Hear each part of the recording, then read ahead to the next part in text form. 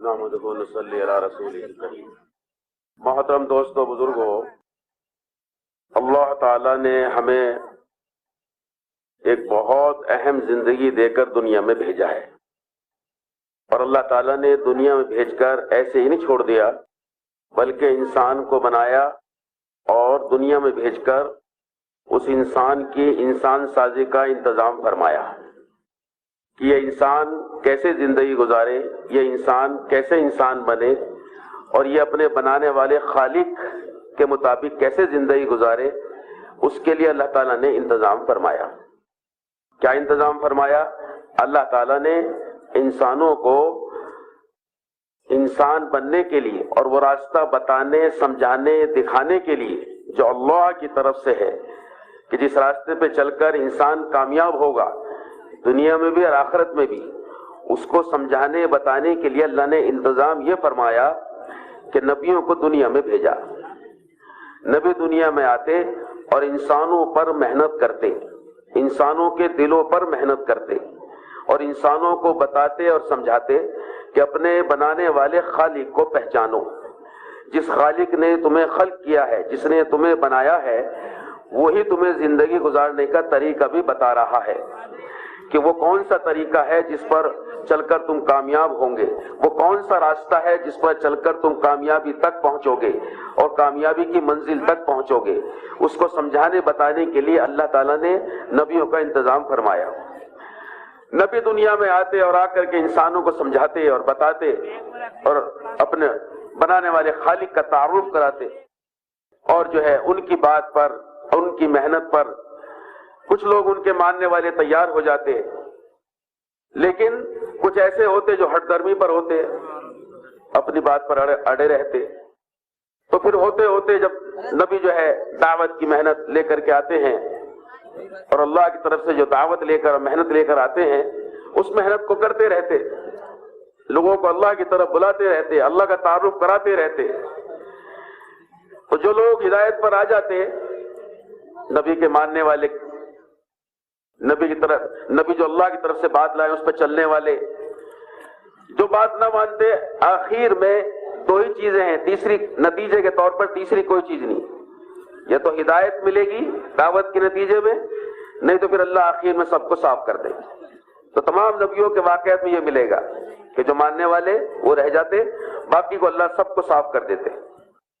پھر نبی اپنے وقت پر چلے جاتے، اور جو محنت جس سے لوگوں کو ہدایت ملی اور جس سے لوگ ہدایت پر آئے اور دنیا میں صرف ہدایت والے باقی رہ گئے، اس محنت کو ساتھ لے کر چلے جاتے ہیں۔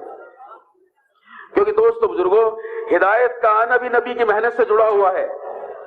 اور ہدایت کا باقی رہنا بھی نبی کی محنت سے جڑا ہوا ہے۔ جو محنت نبی لے کر آتے ہیں، اس محنت کے کرنے سے، اس محنت کے ہونے سے اور اس محنت کے وجود سے، کہ جب وہ محنت وجود میں آتی ہے تو ہدایت وجود میں آتی ہے، لوگوں کو ہدایت ملتی ہے، جو انسانوں کی سب سے بڑی ضرورت ہے، کہ ہدایت انسانوں کی سب سے بڑی ضرورت ہے۔ لیکن اس محنت کو نبی لے کر چلے جاتے، تو جب وہ محنت چلی جاتی نبی کے ساتھ، تو جو لوگ دنیا میں صرف ہدایت والے باقی رہے، ہدایت یافتہ لوگ دنیا میں باقی ہیں، لیکن آہستہ آہستہ آہستہ آہستہ شیطان کی محنت اور کوشش پر، محنت پر وہ لوگ بھی آہستہ آہستہ گمراہ ہو جاتے ہیں اور گمراہی کی طرف چلے جاتے ہیں، کیونکہ وہ محنت نکل گئی کہ جس سے ہدایت باقی رہتی، جس سے ہدایت ملی تھی اور جس سے ہدایت باقی رہتی، وہ محنت چلی گئی نبی کے ساتھ۔ جب گمراہی عام ہو جاتی، پھر اللہ دنیا میں نبی کو بھیجتے، پھر ایک نبی آتے، پھر وہ محنت کرتے، پھر وہ دعوت کی محنت شروع کرتے، اور پھر لوگوں کو ہدایت ملتی۔ یہ سلسلہ چلتا رہا، جناب رسول اللہ صلی اللہ علیہ وسلم کے آنے تک یہ سلسلہ باقی رہا کہ نبی آئے، دعوت آئی، ہدایت آئی، نبی گئے، دعوت گئی، ہدایت گئی۔ اور ہدایت انسانوں کی سب سے بڑی ضرورت ہے، اور جناب رسول اللہ صلی اللہ علیہ وسلم آخری نبی ہیں، آپ کے بعد کوئی نبی نہیں، اور یہ امت آخری امت ہے، اس امت کے بعد کوئی امت نہیں کہ وہ محنت جس سے ہدایت آتی ہے، جو نبی لے کر آتے ہیں، اور آخر میں جناب رسول اللہ صلی اللہ علیہ وسلم وہ محنت لے کر آئے، کہ اس محنت میں ہدایت چھپی ہوئی ہے، کہ اس محنت کے کرنے سے ہدایت ملتی ہے. آپ محنت لے کر کے آئے، لیکن پہلے نبیوں کی طرح سے آپ دوست بزرگوں کسی علاقے کے، کسی ملک کے، کسی قوم کے نبی بنا کر نہیں بھیجے گئے، بلکہ آپ دوست بزرگوں پورے عالم کے نبی بنا کر بھیجے گئے، اور قیامت تک کے لیے نبی بنا کر بھیجے گئے، کہ پورے عالم کے نبی. آپ کی محنت کا دائرہ پورا عالم، کہ آپ پورے عالم کے نبی ہیں، پورے عالم کے لیے بھیجے گئے ہیں، اور آپ قیامت تک کے لیے نبی بنا کر بھیجے گئے. کہ آپ کی محنت کا دائرہ پورا عالم، اور آپ کی محنت کا زمانہ قیامت تک کا. کہ اب آپ کی محنت، جو آپ محنت لے کر کے آئے ہیں، جس سے ہدایت جڑی ہوئی ہے، اور جس محنت میں ہدایت چھپی ہوئی ہے، کہ جس محنت کے ہونے سے ہدایت ملتی ہے، کہ جس محنت سے ہدایت ان لوگوں کی زندگی میں ہدایت آتی ہے، کہ اس کے لیے، اس محنت کے لیے یہ ذمہ داری تو اتنی بڑی، کام تو اتنا بڑا جو آپ کو دیا گیا اور جو آپ لے کر آئے، کہ پورا عالم اور قیامت تک کا زمانہ. لیکن اس کے لیے مدت صرف 23 سال، مدت 23 سال، کہ جس محنت سے لوگوں کو ہدایت ملے گی اس کے لیے مدت 23 سال. تو دوستو بزرگوں، اس مدت میں آپ نے دونوں ذمہ داریوں کو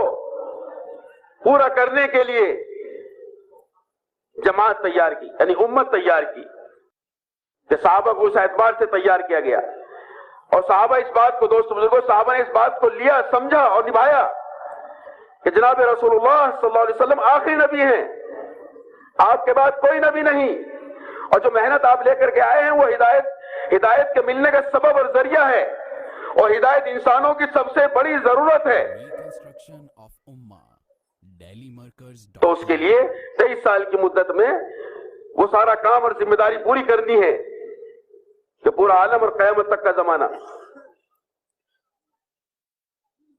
تو آپ نے دوست بزرگوں جناب رسول اللہ صلی اللہ علیہ وسلم کا آخری نبی ہیں، آپ کی نیابت میں اللہ تعالیٰ نے اس بڑی ذمہ داری کو پورا کرنے کے لیے، کہ آپ کو جو پوری ذمہ داری دی گئی ہے اور آپ کو جو اتنا بڑا کام دیا گیا ہے، اس کا اللہ نے یہ انتظام فرمایا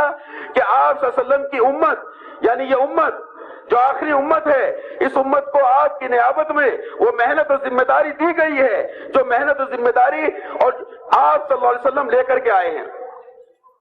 جب یہ امت جماعت نہیں، امت، اب یہ امت آپ صلی اللہ علیہ وسلم کی نیابت میں، اور آپ کے بعد کوئی نبی نہیں، اس لیے آپ کی نیابت میں اس امت کو چن کر اور چھانٹ کر اللہ نے ایسے ہی بھیجا ہے جیسے اللہ نبیوں کو بھیجتے تھے. اسی طرح اللہ تعالیٰ نے اس امت کے ایک ایک فرد کو چن کر اور چھانٹ کر اس عظیم محنت کے لیے اور آپ کی نیابت کے لیے چن کر اور چھانٹ کر بھیجا ہے.